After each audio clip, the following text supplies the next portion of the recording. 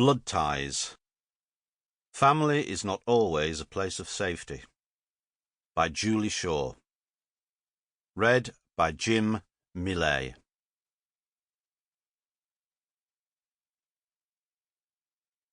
Family is everything.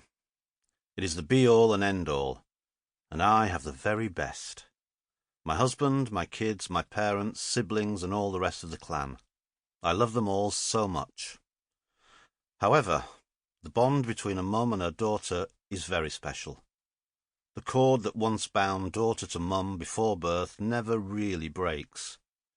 No matter how far apart they might be, that invisible tether just gets stronger. And I'd like to dedicate this book to my beautiful, brave cousin, Tanya Jagger, who is currently fighting the battle of her life, and her equally brave mam, Pauline Jagger, who has endured far more than she could ever deserve. My girl. My darling daughter, don't you grieve. I have not really gone. It's hard right now, but please believe I've been here all along. I've watched with pride how much you've grown.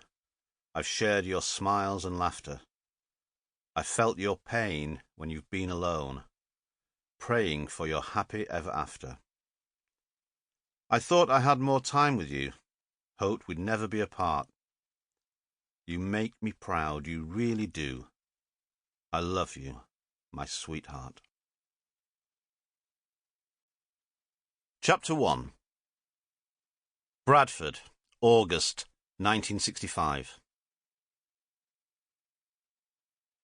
Kathleen was used to being invisible. In fact, she liked it that way, because when people didn't see you, they couldn't hurt you. It never lasted, though. It didn't matter that she was curled up tightly on the couch, saying nothing. She knew it would only be a matter of time before her stepmother noticed her anyway. Irene was screaming at Kathleen's dad when it happened. "And what are you friggin' staring at, you nosy little get?" she yelled at Kathleen, her fat bosom heaving as she puffed herself up and pointed. "I bet you're bleeding loving this, aren't you? Him!" She jabbed a finger towards her husband. "Picking on my poor Darren again." Kathleen hung her head, letting her hair provide a safety curtain, wondering how anyone could love such a scene. Irene was now jabbing a finger into Kathleen's dad's side, and that was definitely a bad sign. It meant her stepmom was after a fight. The question wasn't really a question, and she knew better than to try to answer anyway. She was just another target at which Irene could vent her anger. She drew in her breath, another reflex, and silently prayed that her dad would step in and take the attention back away from her. John's tone always grew quieter the more Irene's increased in volume. Sometimes Kathleen thought this might be a good way to calm things down. At other times she just wished he'd shout back louder. "Can't you see what he's doing, love?"